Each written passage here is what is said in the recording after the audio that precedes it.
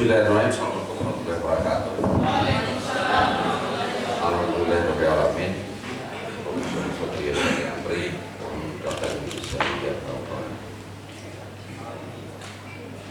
Yang saya hormati pimpinan Bawaslu Kabupaten Padang Pariaman, yang saya hormati Penasihat Sekretariat beserta jajaran pada Bawaslu Kabupaten Padang Pariaman, yang saya muliakan Bapak Ibu, Bapak Kadif, Bapak Kapolres, atau yang mewakili Bapak dari unsur pemerintah daerah Kabupaten Padang Pariaman, teman-teman media, Bapak Ibu, kita Mas KP dari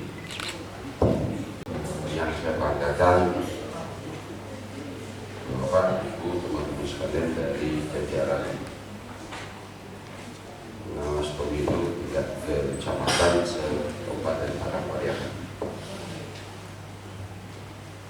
Puji syukur kita sampaikan kepada Allah Tuhan Yang Maha Kuasa yang sudah memberikan kesempatan kepada kita untuk bisa bertemu di ruang ini dalam keadaan sehat, yang tentunya pertemuan ini terselenggara atas keizinan, atas kesempatan yang diberikan oleh Allah SWT kepada kita untuk bisa bertemu di ruang ini, selain daripada mengikuti aktivitas yang dilaksanakan oleh Bawaslu Kabupaten Padang Pariaman. Tentu pertemuan kita pada hari ini bisa kita maknai juga sebagai ruang untuk bersilaturahmi di antara sesama kita sebagai anak bangsa, sebagai bagian daripada bangsa ini yang bertanggung jawab sesuai dengan peran kita masing-masing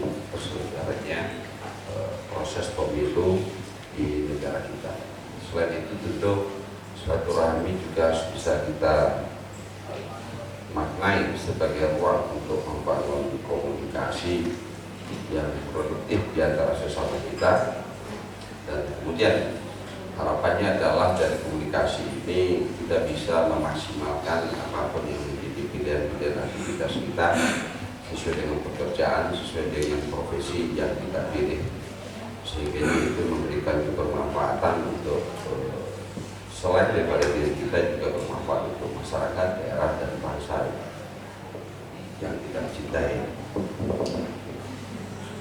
Salam salam kita sampaikan kepada Nabi besar Muhammad SAW sebagai Nabi dan Rasul yang sudah mensiarkan Islam. Alhamdulillah hari ini kita menjadi seorang Muslim, dan mudah-mudahan pada suatu saat kelak kita bisa menjadi orang yang bertakwa. Amin, amin ya rabbal alamin. Di Sumatera Barat itu di tanggal 25 atau 26 Juni, KPU Sumbar itu menetapkan jumlah pemilih untuk pemilu 2002 sampai besok, ya, itu sampai 1.082.000 sekian. Ya, ada sampai 1.082.000 sekian. Itu untuk di Sumatera Barat yang ditetapkan DPT-nya oleh KPU Provinsi Sumatera Barat. Jadi ada 1 juta. Kemudian lebih kurang ada sekitar 18.000 TPS di Sumatera Barat. Dari sampai 1.082.000 lebih itu, Bapak Ibu sekalian, di Padang Pariaman itu ada sekitar 326.000 pemilih yang ditetapkan oleh KPU Padang Pariaman. Posisi jumlah sebanyak 3.080.000 itu, kemudian di Padang Pariaman ada 326.000 lebih kurang. Bagus sekalian, yang jadi pertanyaan itu adalah apakah angka yang sebanyak itu menjadi angka yang valid atau tidak? Betul tidak jumlah yang sampai 1.080.000 atau 326.000 itu di Padang Pariaman memasuki itu pemilih. Di luar nanti akan ada daftar pemilih tambahan di luar. Ya. Jadi potensinya itu meninggal, pindah, cerai, ada yang menjadi polisi, ada yang menjadi tentara. Habis itu terjadinya perkawinan, pindah domisili, yang itu nanti menjadi problem ketika bisa jadi problem itu disalahgunakan, bisa jadinya ketika menggunakan haknya tidak terdaftar. Jadi problem tersendiri yang bagi teman-teman Bawaslu, jajaran Bawaslu itu akan menjadi persoalan yang harus diselesaikan.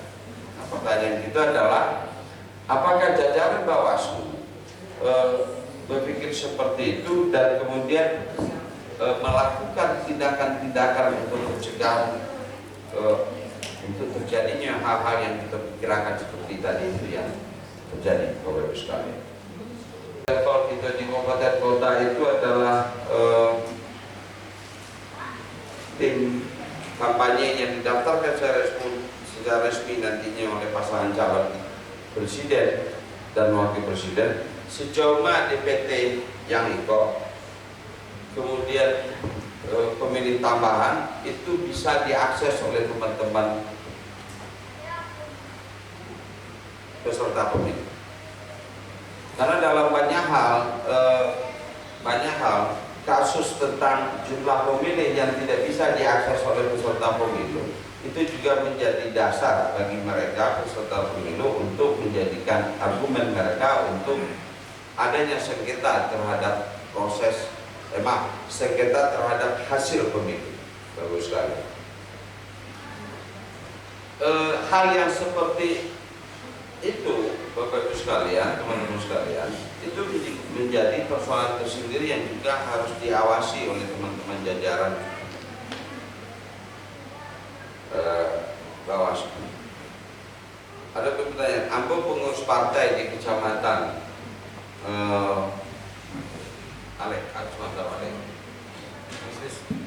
Nasabaris, kecamatan Nasabaris. Apa pengurus partai di sini? Boleh tidak kau minta daftar pemilih untuk di kecamatan Sabaris itu ke PPK? Boleh tidak? Apa pengurus partai peserta pemilu? Boleh tidak? Hah? Tidak boleh dong.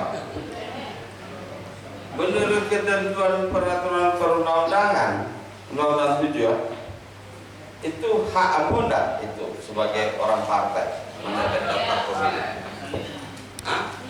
Ya. Kalau itu hak peserta bagi penyelenggara namanya kewajiban. Jadi ketika tidak diagih, pertanyaannya adalah Panwascam mengawasi tidak PPK bahwa atau Bawaslu mengawasi tidak KPU bahwa daftar pemilih itu harus diserahkan kepada peserta pemilu. Yang digorati 26 itu tadi di kecamatan ABCD, di nagari ABCD itu bara uranyo siase uranyo di alamatnya, nomornya, niknya tuh. Boleh enggak? Harus enggak? KPU Bawaslu itu KPU atau PPK menyerahkan kepada peserta pemilu. Nah itu wajib. Pertanyaannya, teman-teman Bawaslu, Panwascam mengawasi itu enggak? Allah kok DPT yang digorati 26 yang terdiri di sekian pada kecamatan, pada Bremen 7 balai kecamatan yang digorati 26 pemilih tadi itu, kemudian ada di 7 balai yang tersebar di 7 balai kecamatan itu, itulah diagendakan peserta pemilu oleh PPK. Bisa jadi itu di level kecamatan atau di level kabupaten, itu diserahkan tidak ke pengurus partai yang ditiket ke kabupaten oleh KPU. Bawaslu mengawasi itu tidak. Ketika itu tidak diserahkan, apa implikasinya? Itu catatan kita yang kedua terkait dengan pengawasan pasca penetapan pemilihan BPT, Bapak Ibu sekalian. Berikutnya Bapak Ibu sekalian, terkait dengan DPT itu tadi ada persoalan-persoalan Bapak Ibu sekalian. Pak polisi boleh tidak minta DPT? Pak Dandim boleh tidak? Pak Bupati boleh tidak minta DPT? Atau di level kecamatan Bapak Ibu sekalian, Pak Camat boleh tidak minta DPT KPPK? Atau Pak Wali, atau Pak Kapolsek, atau Pak Danramil minta Ibu Pak PPK data pemilih itu di kecamatan kayak tanam apa tuh? Ya, semata tanam. Ya, boleh tidak itu dia kihat? Ke Pak Camat, ke Pak Danramil, ke Pak Kapolsek, ke Pak Wali Nagari. Di level kabupaten boleh tidak itu diangkat ke Pak Bupati? Di bolo Pak Wakil Bupati ini minta loh, di bolo Pak Sekda ini minta loh. Barang jumlah pemilih yang di Padang Pariaman. Soal pemahaman yang seperti itu, Bapak Ibu sekalian, ya, itu menjadi penting. Sehingga apa? Ada, karena itu terkait dengan data kependudukan seseorang yang menjadi kuncinya dalam Undang-Undang 7 satu. Kemudian Bapak Ibu sekalian, ada lagi yang diatur di dalam Undang-Undang Undang-Undang nomor 22 nomor 27 tahun 2022 itu tentang perlindungan data pribadi. Yang di situ Bapak Ibu sekalian ada satu klausul, kalau tidak salah itu di pasal 7 itu kalau tidak salah, kalau terkait dengan data-data pribadi seseorang itu boleh diserahkan sepanjang itu berkaitan dengan tugas-tugas negara. Catatannya seperti itu di Undang-Undang Perlindungan Data Pribadi. Pertanyaan itu sama tadi. Ketika Pak Camat, Pak Bupati, Pak Danramil, Pak Dandim, Pak Kapolres, Pak Kapolsek, boleh Pak Wali Nagari, ketika minta data itu harus dipastikan Bapak Ibu sekalian dalam kaitan melaksanakan tugas-tugas negara. Maka pemahaman kita Bapak Ibu sekalian ketika DPT itu didistribusikan, dibagikan dalam bentuk apapun terserah, soft copy atau hard copy, difotokopikan dan seterusnya, itu harus menjadi catatan bagi kawan-kawan Bawaslu bahwa proses penyerahan data-data kependudukan yang seperti itu yang ada di dalam daftar pemilih itu menjadi catatannya itu adalah sepanjang itu pelaksanaan tugas-tugas negara. Nah, apa yang menjadi tugas negara Bapak Ibu sekalian, problemnya dong di jajaran Bawaslu. Apa saja bentuk-bentuk tugas negara itu yang terkaitan dengan data kependudukan dalam proses pemilihan umum yang itu bisa diakses oleh orang di luar penyelenggara dan di luar peserta. Boleh temukan itu di dalam peraturan KPU umpamanya atau di dalam peraturan Bawaslu. Nah, itu akan menjadi sesuatu diskusi yang menarik umpamanya ketika Kapolres, ketika Dandim, ketika Bupati meminta data pemilih tadi itu yang 326 itu oleh KPU. Oleh KPU dia giat umpamanya. Gubernur pengawas pemilu itu tidak boleh diberikan umpamanya dalam pemahamannya. Nah, ini kan tentu akan menjadi persoalan tersendiri di kita di daerah, karena regulasi yang terkait dengan data pemilih tadi yang ditetapkan oleh KPU itu kepada pihak siapa saja yang boleh dan pihak siapa saja yang dilarang untuk mendapatkan itu. Kamu persis umpamanya data DPT itu boleh tak pemantau pemilu yang sudah terdaftar mendapatkan daftar pemilih? Ini terdaftar Pak, telah diregister oleh Bawaslu, ada sertifikasi sebagai pemantau pemilu, terus diminta daftar pemilih tadi itu oleh pemantau pemilu. Boleh nggak sepengetahuan kita yang konkretnya itu teman-teman pemantau pemilu tidak dibolehkan kalau itu soal daftar pemilu itu tidak diperkenankan untuk mendapatkan akses itu. Tetapi kalau pemerintah apapun itu instansinya, ketentuan yang jaleh dan tegas yang mengatur membolehkan dan tidak membolehkan itu kita buat sebuah aturan-aturan yang bersifat baru sekalian. Nah itu nanti akan menjadi problem tersendiri pada satu sisi ketika ternyata tidak dibenarkan kalau itu sekedar tahu saja itu tidak masuk dalam konteks tugas-tugas negara. Tapi kalau umpamanya aku minta daftar pemilih ke Pak Kapolres, ke Pak Kapolda, ke Pak Dandim, ke Pak Danrem, daftar pemilih untuk soal siapa orang-orang yang kokoh yang menjadi anggota polisi yang ada di Sumatera Barat, yang menjadi anggota TNI, kami rekomendasikan Pak, supaya nanti bisa karena yang dia tahu bahwa mereka tidak lagi berdasarkan undang-undang, tidak lagi mempunyai hak pilih. Kalau itu alasan polisi, kalau itu alasan TNI, yang dia tidak itu KPU, bawah.